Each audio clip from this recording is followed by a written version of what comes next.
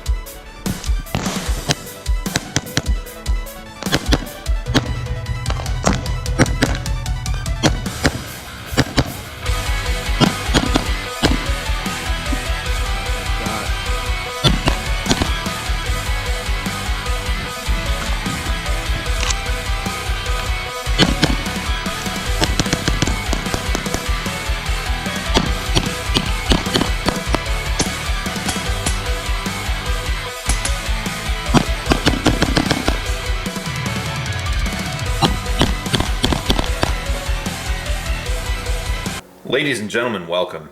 It's time to talk about the 10.3 to 12.5, the short boys, the guns everyone who doesn't work out reaches for, the Spaghetti Arms Special, the Instagram hose homie, the lengths no one could have until SIG invented the pistol brace just for SB Tactical to dunk on them and take over the market with the SBA3 and SBA4.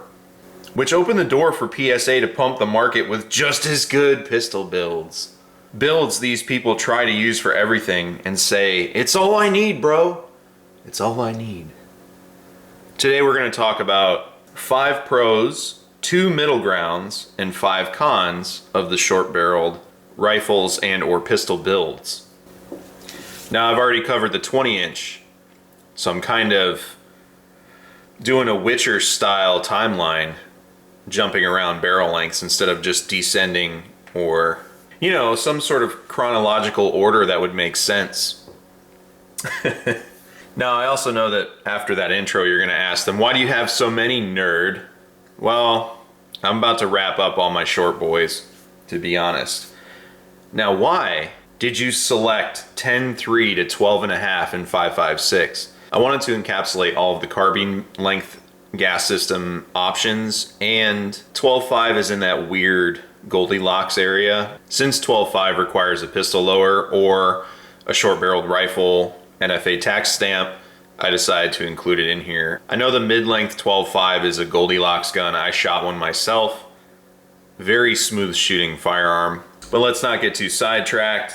For today's purposes, 10.3 to 12.5. Your pros, there's 5 of them. Number 1, CQC Monster. You're gonna be super fast. You're gonna have lightning quick movement speed, easy to use indoors, and in general, it's a very light weapon system. So if you're clearing structures all day, you're gonna have a good time. Also makes you look really cool for the gram. These are excellent for truck and backpack guns. A lot of them have very short overall lengths, and with the new hotness of the Law folder, you can put it in a backpack. Get it all together and put it in a backpack. All your shit, so it's together. And have one on standby for an emergent circumstance. As long as it has a pistol brace, you're good to go. These are also excellent for short-statured shooters. I'm gonna say about 5'6" and below. I know most of you are gonna say, you're short, you manlet. Well, I used to be average height. 5'8" used to be average, but every year that goes by, I'm shrinking into little person status as the average height increases. But for short-statured shooters, these are very easy to hand to them. They make very few adjustments. They feel at home on it. Even with a fully completed, fully set up build, it doesn't get out of control. So it's a very, very nice, easy, controllable package that affords them the ability to run something quality, but it's not too long for them. So it greatly increases their confidence and control. The 4th point on my list is these are really easy to use all day, and they're great for urban environments. If your likely engagement ranges are 300 meters, 300 yards-ish, and in, this is gonna be fine. You're not really gonna feel those limitations so long as you've trained and practiced with this setup. And lastly, number 5, the barrels are very rigid, which is good. When you start playing with even government profile barrels that are 14.5, 16, 18 inches, you can really move those around, especially the thinner profiles, and it scares people. So some builds, like my Hansen build, you can move that barrel quite a bit. This, on the other hand, is very, very rigid. All short boys are usually very rigid, and the barrels are very, very thick. Even this Knights, their 11.5 is a thicker barrel profile than their standard SR16s. The 16 inches and the 14.5 inches still have that weird medium profile. I don't want to say it's a pencil barrel. It's a little thicker than a pencil barrel, but that notwithstanding, this 11.5 is thicker because it's a shorter barrel and they anticipate more heat.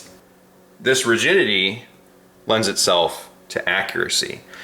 Now I'm gonna hear in the comments, short barrels are less accurate. It's not that they're less accurate. It's they deliver a lot less velocity, which we'll get into later. But these barrels, because they're so rigid, and especially if they're free floated, have excellent harmonics, and it really lends itself to inherent accuracy. The 5 pros I've just outlined are very, very strong. Now we're gonna transition into the middle ground.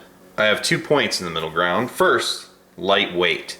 So this is very, very subjective, which is why it's in the middle ground, but it might be too light for some. And for me, with this setup, I used to overdrive the hell out of it before I put the optic on it. This is the perfect weight for me now. Fully loaded, 77 grain TMKs. This thing is perfectly balanced and weighted for what I need to use it for.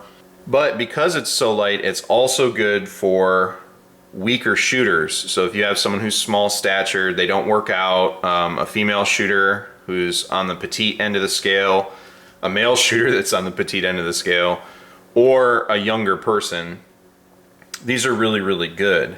And because they're lighter, you can use this all day. So if you're clearing structures, like I said earlier, doing CQC work, these dominate. My happy place is between 8 to 9 pounds for these things. And I weighed this before. I forgot what I said it weighed before. It was like 7 pounds something. It wasn't balanced right. And I re-weighed it, and it's whatever I'm showing on the screen now. That's the exact perfect weight for this. What's nice about that weight is it's very handy, and I can swing it just as fast as I need to, but it also stops on target when I demand that it stops. So I'm not overdriving or underdriving. It's a very, very well weighted setup, if that makes sense. Now, the second point I'm gonna make, again, subjective, and this is gonna be based on your needs, but these fit a lot of jobs or mission sets that you would put them into, but not all of them. And you really have to be judicious and honest with yourself about what you're going to be using this for.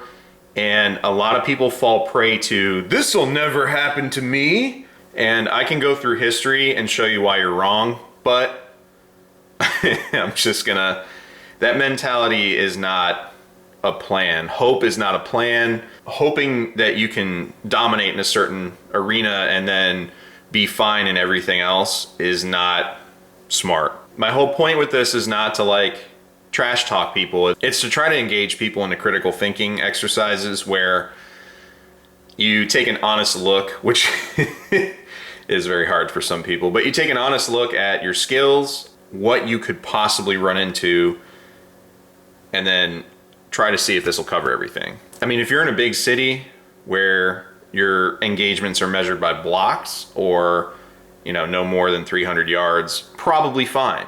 But if you are in open area engagements, you might fall on your ass, but we'll get into that later. Fitting this into a mission set or a job or whatever you want to put it into is up to you. So just be honest with yourself about what you're trying to do and then see if these will fit versus saying it'll fit and not testing it. Figured out. You figure it out. You figured out. All right, time for 5 cons. Number 1, these are bad for mid to long range engagements. Just like I was saying earlier, open area engagements, these are not going to be that great. And your max effective range is not what a 14.5 is. So I know there's a lot of interesting things with thick barrels that are short and they do a lot better. Quality barrels from quality manufacturers will get you farther than your knockoff PSA builds or any of these other setups that are just getting a product out there versus people that have put serious research and development into their product. Even with a quality setup like this Knights, I'm really not comfortable pushing this SR16 past 400 yards. 400 yards is like my maximum limit with this. I've only been able to test this out to 312 yards, which it did fine. With 77s, it was ringing that steel authoritatively, but I had to work a little harder with this than I did with my other guns. So these are really, really not that great for mid to long range engagements. If you have like a squad or, you know, a couple of your boys and things have gone really sideways and you're the only one bringing a short gun to the fight, you may not be as effective as them. And it's not necessarily that you won't get hits or you won't be able to engage, it's that your rounds are moving slower when they get there and you might have to work harder for effect on target. Number 2, recoil can be bad. I've noticed on the interwebs, on multiple discussion forums, in Facebook groups, I had the experience with this as well. I have fired quite a bit of these because my friends have them. And look, I'm not like some specialized guy that knows how to do things better than other people, all right? But I'm not afraid to try things either. So some of my boys will be like, hey, this shoots a little harsh. Can I fix it? And I'm like, yes, let's try a red Sprinko spring, or hey, let's up that buffer weight. A lot of people don't know what they're talking about and will advocate crazy buffer weight combinations for these short guns. And they'll be like, oh, this gun's great. And then they hand it to me and I shoot it and I'm like, this is the worst thing I've ever shot. What have you done? They're like, well, you don't know what you're talking about. I'm like, shoot my Knights, dude. And they'll run my Knights and be like, wow, this thing shoots so smooth. Weird, right? So there's a lot of guys that'll put a carbine buffer and a regular carbine spring in their 10.5 or 10.3 and say, just as good. But there's guys out there that have run these things and watched their ejection pattern and feel the recoil impulse and feel the speed of the bolt, and they'll say, hey, this is not right, and they'll adjust with either a Voltor A5 system or a buffer and spring combination that dials that down. That's one thing to be aware of, especially if you're buying these things used. To look at the buffers and stuff. You might find impact marks on the back of the receiver. There's a lot of stuff, and just like subcompact or pocket pistols, these are more aggressive in their cycle of operation. So dwell time and all of these things are important still. It's not like, oh, because I have a short gun, it's going to be more aggressive, so it doesn't matter. No, it still matters, turns out. And with that, some guns did not have the right gas port sizes. So you're looking at Mark 18s from pre-2018 having just massive gas port sizes. Some companies like, oh, I don't know how to fix this. We don't want to test it. Let's just drill a bigger hole. You know, stuff like that. For most short boys, The best and recommended gas port size is 0.070 from Crane. Geisley uses a 0.068 in this 11.5, which is money. I'm not sure what Knights uses. Someone in the comments will answer up maybe, I don't know. I'm not sure what they do, but it's pretty well gassed. Same thing with the LMT, I'm not sure. The new Mark 18 uppers, the Geisley uppers, the 10.3s are gonna have 0.070, and that's the gas port size you want. That's ideal. If you're ordering a 10.3 to a 10.5 or an 11.5, make sure you're getting that 0.070 at a minimum. I highly recommend the Geisley at 0.068 if you're going 11.5. Number 3, massive signature. So you're gonna have a lot of sound and a lot of flash.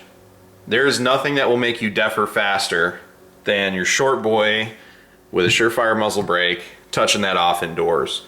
That is one shot permanent hearing damage, instant ear murder, just destroying those eardrums, and it's not coming back. These things are loud. If you shoot a rifle indoors, period, super loud. If you shoot a short boy indoors without a suppressor, it's a wrap. Even with a suppressor sometimes, not great. So if you're using one of these for home defense because it's handy, make sure you and everyone in the house has earmuffs, because it's to the point where you get concussion and sound, and it's very disorienting.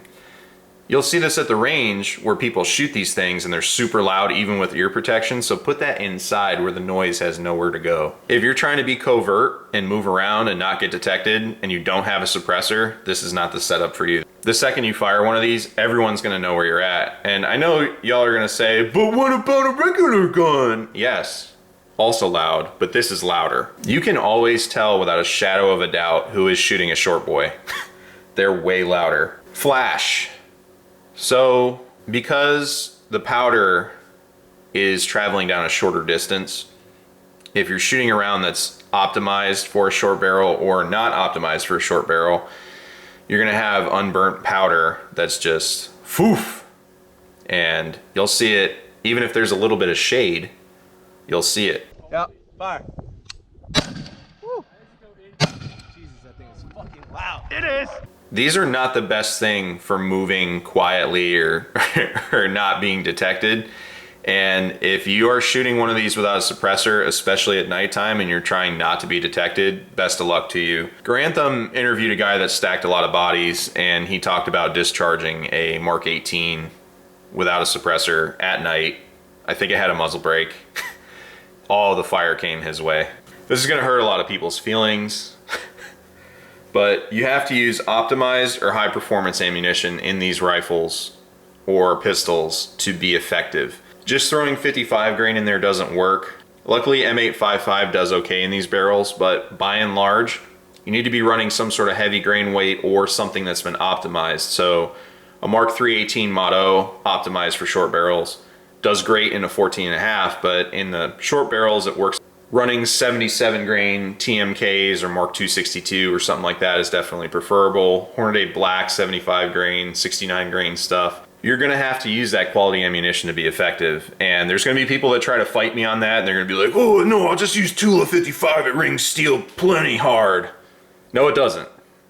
No, it fucking doesn't. Like, I know you're gonna sit there and try to push this stuff on people, and there's always that guy that's like, oh, it's all you need.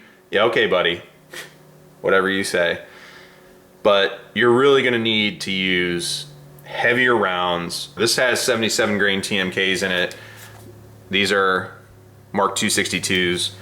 You gotta have those rounds on tap to be effective. And if you're using these indoors or in close quarters environments, because you're losing the velocity, you have to throw the best round in there to make up for that. So a lot of people are gonna do what they're gonna do. I don't have any crazy credentials, so no one's really gonna listen to me. But if you take nothing else from this, please put quality ammunition in these things, because if you're gonna try to back some friends up, or you're gonna be doing anything serious and you're throwing 55 grain out of these things, you're just gonna be poking holes and you're not gonna be doing anything effective. So with the velocity limitations and the extra sound and flash and all of these things put together, the last thing you want to be is less effective within your constraints than you already are. Definitely food for thought. My last point, you're not vibe checking shit. The velocity on these things, there's no armor you're vibe checking. You could be firing M855A1 out of these and you're still not vibe checking anybody. You could be shooting AR500 plates, you could be shooting ceramic plates. You're not vibe checking anything. It's not happening. So don't set yourself up for that failure. There's a lot of guys, again, a lot of guys are like, this is good for everything. No, it's not, buddy. No, it's not. Don't get set up with one of these and think you're gonna vibe check somebody, because they're just gonna end up with your stuff at the end of the day. All right, so that wraps up the pros, the middle ground, and the cons. Last thing I'm gonna do before I punch out. Two things. One, what brands do I recommend for short boys? Geissele, Knights, LMT. There's a few companies that also make good stuff. Centurion and Criterion make really, really good barrels. And HK, if you're gonna do a chop or get a 416 upper, those are all good. And I'm sure BCM makes a decent 11.5, 12.5 upper. There's guys out there that have run them a lot more than me. I just don't have any experience with them personally. And I am gonna say Triarc.